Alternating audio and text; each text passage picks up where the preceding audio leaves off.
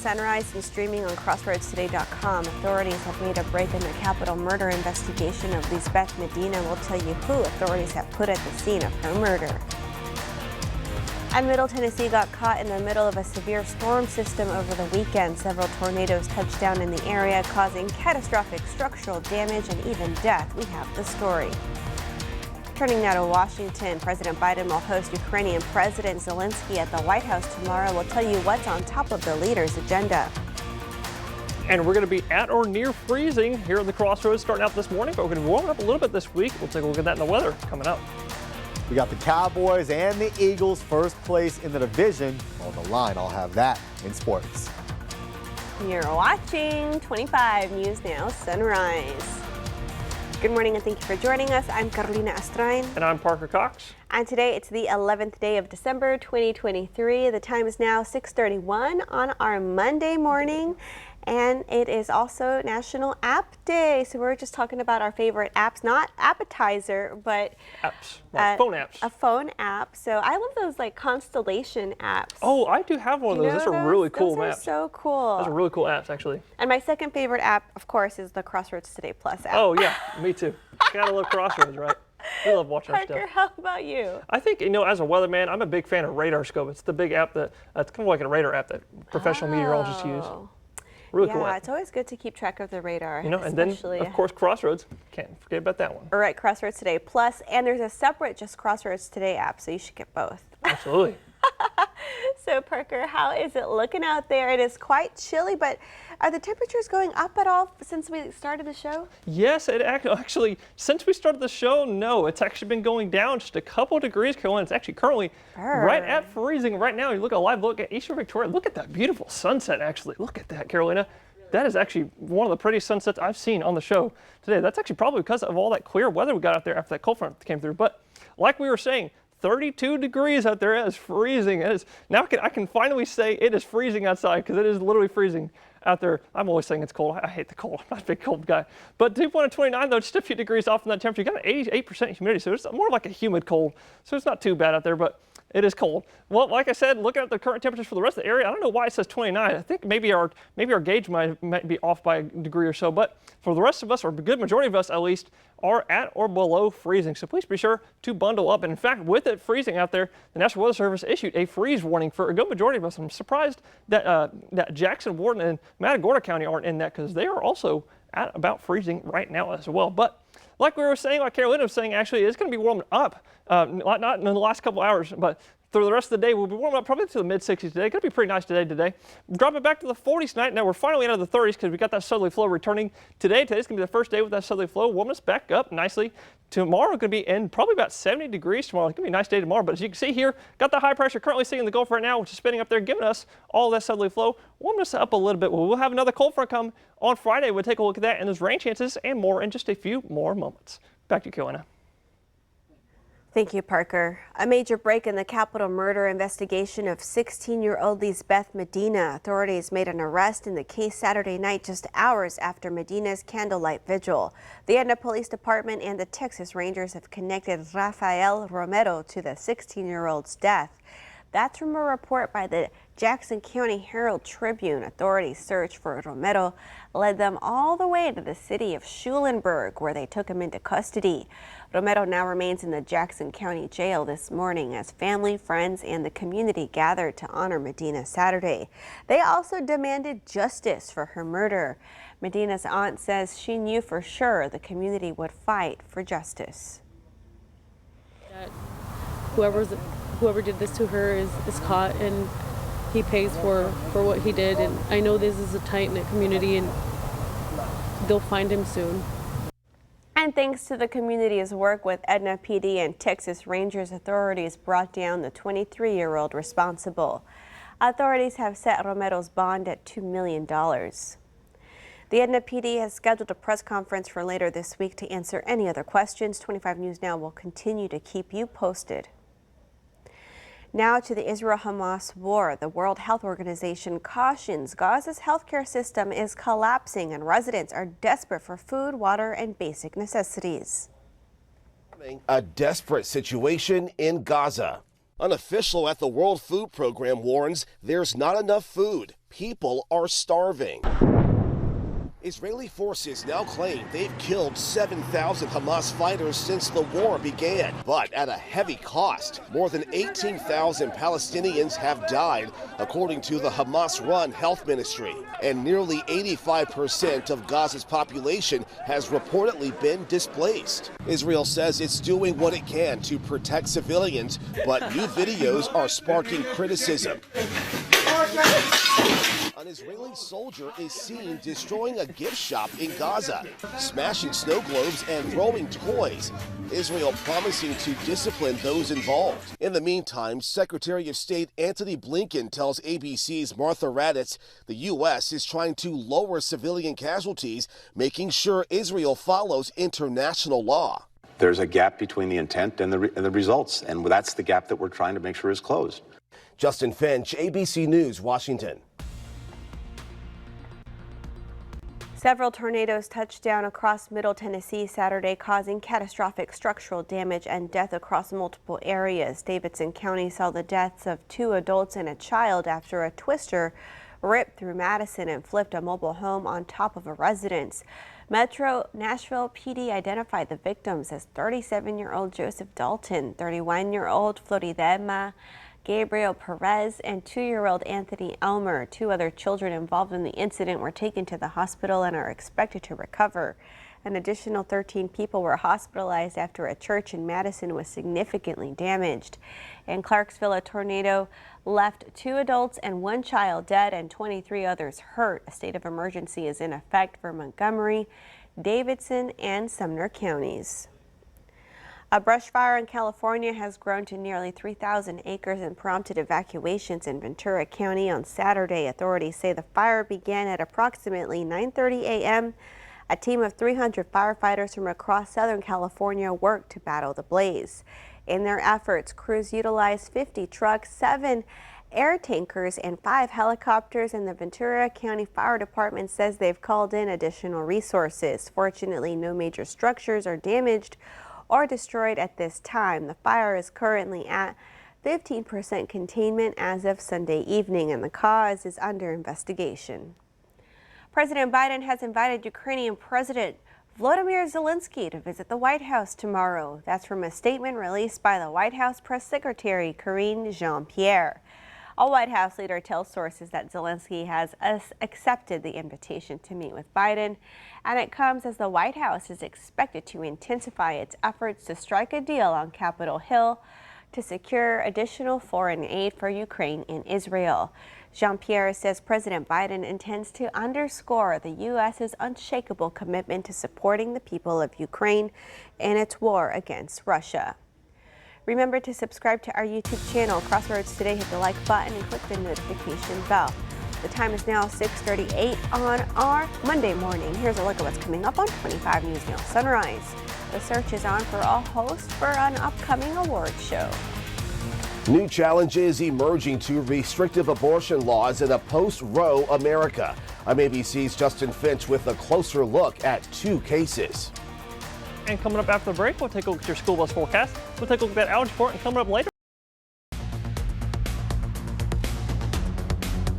Well, good morning, Crossroads. If you're all waking up with us this morning, if you're just tuning in, look at a live look at Cuero. It's pretty clear out there, but also chilly out there this morning. 30 degrees out there in the Cuero area. And I put Gonzales out there because that's the closest town to Cuero. That is Victoria. That's why I put Gonzales there. But with a dew point of 23, though, just 7 degrees off from the temperature, you got a 74% humidity. So it's more of like a humid cold out there instead of a dry cold, which is pretty good because the dry cold's even colder. It feels colder than the actual temperature. But if you're sending your kiddos off to school, it's going to be about 32, freezing as we're heading out the door. You might want to pack up a jacket so they're not literally freezing out there. You know, I can finally say it's freezing because it is freezing. But we'll start heading back in the afternoon, about 3-4 p.m. 65 is the afternoon high. It can warm up quite a bit today. It's about 30-degree temperature change in the afternoon. But with that nice weather comes a little bit of pollen out there as well. That ragweed pollen is moderate today, and grass and tree pollen are remaining low. So it might be a good idea to take an algae pill today. But for the rest of us here in the Crossroads, it's going to be warming up slightly as that southerly flow returns today. We'll up to 71 possibly tomorrow, but after another cold front arrives on Friday, we are right back in the 60s. We'll take a look at that and more in just a few more moments. Back to you, Carolina. Thank you, Parker. The Cowboys with a shot to jump in first place in the division, and LeBron James' son hits the court. Sports reporter Zach Brown has more. We had a massive showdown in Arlington. The Eagles and Cowboys over at AT&T Stadium, first place in the division. On the line, head coach Mike McCarthy back from surgery, and history in Arlington last night. This 60-yard field goal mixed in with his 59-yarder later, the first kicker in NFL history to hit 2 field goals of 59 yards or more in the same game. Dallas handles the Eagles, and for the moment at least, first place in that division. What a story in California for LeBron James Jr. 5 months removed from cardiac arrest, back on the hardwood. Season debut, his father LeBron James in attendance, and he's going to take a page out of his old man's book. We all remember LeBron's Game 7 block. Well, turns out just a family tradition. Showed the athleticism and hustle, but how about the shooting touch as well from Bronny? USC, however, would fall to Long Beach State in overtime. And out of Cuero, tight end Nathan Lucien announcing he has committed to the University of Texas Rio Grande Valley. And it's also our last week of football coverage, and that's because it's the last week to cover football. Tidehaven looking to bring home a state championship. With your 25 Sports Now, I'm Zach Brown. Thank you, Zach. All right. We want to invite y'all to experience our digital streaming service, Crossroads Today Plus. You can find it on your connected TV through Amazon Fire TV, Roku, Apple TV, and Android TV. Just search Crossroads Today Plus. Turning to our home state and a pregnant mother's legal fight for an emergency abortion, the state Supreme Court is temporarily halting a lower court's ruling that approved the procedure. The Texas Attorney General is disputing the woman's claim that carrying to term could endanger her health and that her fetus has little chance of survival. 31-year-old Kate Cox awaiting an answer from the Texas Supreme Court. There's no outcome here, that results in us taking home a healthy baby girl. The 20 weeks pregnant Dallas mother of 2 filing suit for an emergency abortion in one of the most restrictive abortion states in the nation. She says her doctors told her that her fetus has a severe condition called trisomy 18 and is unlikely to survive.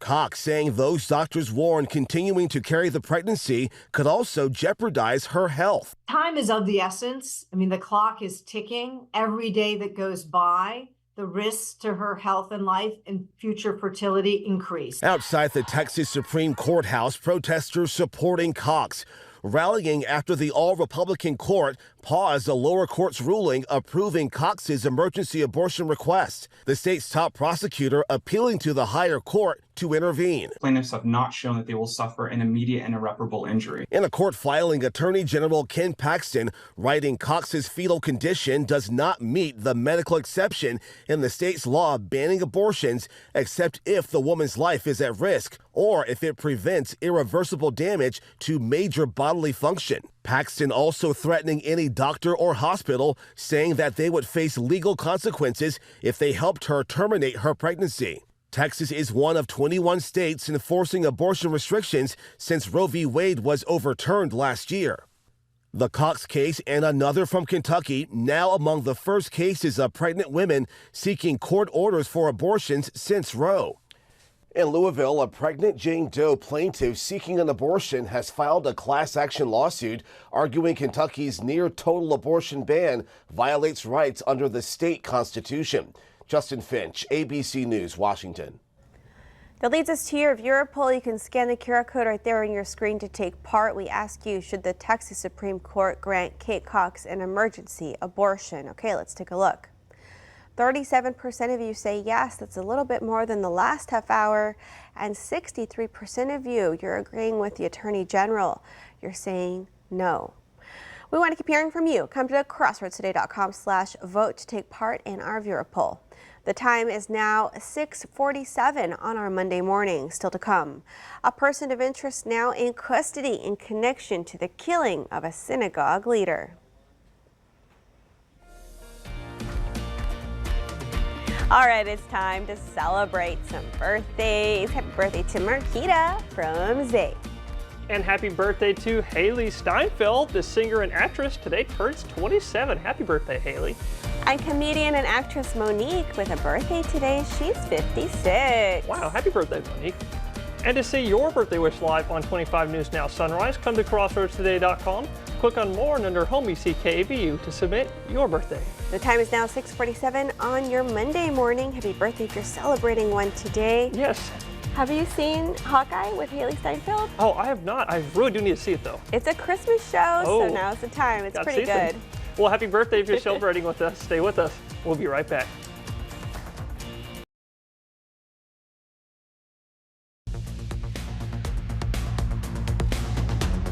Well, good morning, Crossroads. There were some severe thunderstorms on Saturday. If you remember correctly, some of us, not here, but some areas in the Central Plains were under a slight enhanced risk for tornadoes. In fact, if you take a look at Saturday's weather, you can see a couple of these little higher, taller storms. You can see, especially in the pink ones, those were supercells. Supercells are big, tall thunderstorms that are spinning with a mesocyclone. And as you can see here, those are the ones that are producing tornadoes. Some of them came up into Nashville. Let me get out of the way here. You can see them, the ones that came into Nashville. So a couple of cyclic ones right there that came to the Nashville area, but a couple of them also in Mississippi and some also in Arkansas came to the area. They're pretty big severe day over there. But as you zoom in here on the Crossroads, you can see that cold front coming our way on Saturday. Only a couple of thunderstorms really developed in our area. We were thinking a couple more might develop in our area, but we didn't really see any rain, which is kind of unfortunate. We like to see some rain, don't we? But not really getting to see any. But that cold front really did roll through, didn't it? In fact, 32 degrees. We got to freezing this morning. It is still freezing right now as we speak. We're going to warm up a little bit today, probably about the mid-60s today, making it not a bad day to go fishing. Let's take a look at your fishing forecast here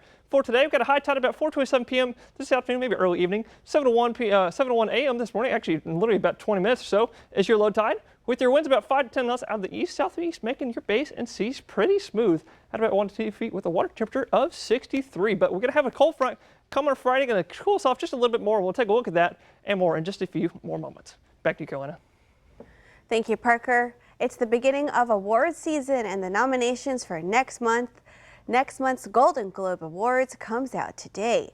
The award show will air on CBS on January 7th. But so far, organizers have not found a host, and it's not for lack of trying. Chris Rock reportedly turned down an offer to host. So has Will Arnett, Jason Bateman, and Sean Hayes. Organizers say they're still searching.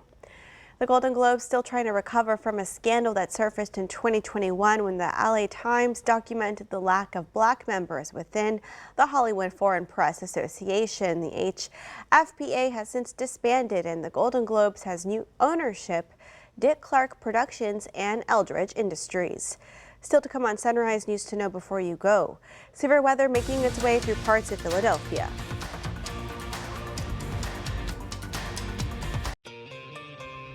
Detroit police say a person of interest is now in custody in connection to the killing of Samantha Wohl.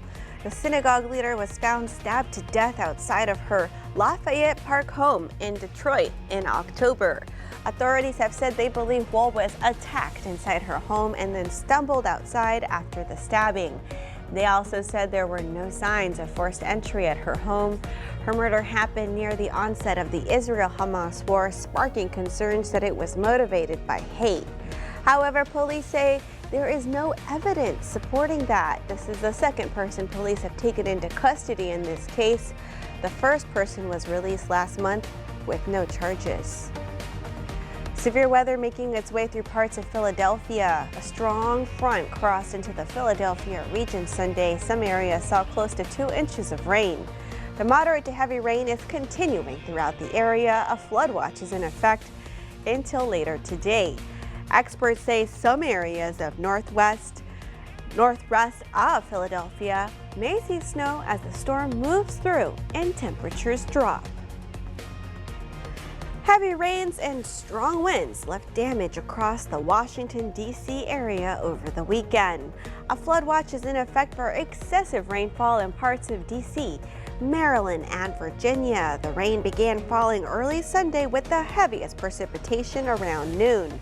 Wind gusts reached up to 35 miles per hour. Some areas saw close to 2 inches of rainfall. Weather experts say there will be some precipitation early today, but it will quiet down quickly. Drivers are urged to plan for wet roads during the morning commute. Lavaca County Crime Stoppers needs your help in identifying the man on your screen. He's wanted for criminal trespass on December the 2nd. This video captured at a home on Lavaca County Road 351A near Shiner. If you can identify him, call Lavaca County Crime Stoppers at 361-401-1930. Former President Donald Trump says he will not be testifying in his civil fraud trial today. That trial was set to resume today, but the Office of Court Administration has confirmed that it would instead resume Tuesday. Trump posted on his social media platform, Truth Social, that he had already testified to everything and there's nothing more to say. Also calling the trial a witch hunt, Trump had already testified once during the trial, but his appearance today would have given him a chance to speak more to the Attorney General's allegations against him. Victoria County Commissioners meet today at 10 a.m. at the Victoria County Courthouse. They'll discuss the creation of the Chief Public Defender position for the Crossroads Regional Public Defender Office, and they'll also discuss extending promotions at the regional airport. Ted Cruz pushes for car manufacturers to keep AM radio a tool for emergency communication and conservative talk. Read the story on our website, crossroadstoday.com. And we want to invite you to experience our new digital streaming service, Crossroads Today Plus. Just search Crossroads Today Plus. Okay, Parker, we have a beautiful sunrise that's waiting for us as we wake up this Monday morning. Look at that sunrise. You are absolutely correct, Carolina. Very cool out there with that nice, beautiful pink and blue sunrise this morning. Like I said, though, 34, we actually were freezing this morning if you're waking up earlier. 30 dew point, bringing that humidity to 85%, so more like a humid cold than a warm cold. But to take a look at your current temperatures, I think this hasn't been updated yet because it's only 29 here in the Crossroads. But like I said, the majority of us are near freezing this morning, but we will be warming up to probably about the mid-60s today. Going to be a little bit nice day. We're going to drop it back to the 40s tonight. We're finally out of those 30s with that southerly flow returning today. We're going to warm up to the probably 70 degrees tomorrow. Going to be a warm one tomorrow, but as you look at your 70 here, probably 71 tomorrow, like I said, but we're going to be sticking in the 60s the rest of this week until another cold front arrives back our way on Friday. It's been quite windy out there, Parker. I almost lost my hat the other day. Oh yeah, it was really windy yesterday, wasn't it? All right, well, thank you for joining us. Have a wonderful start to your week. And remember, follow us on YouTube, channel Crossroads Day. And be sure to join us tonight for 25 News Now at 5, 6, and 10.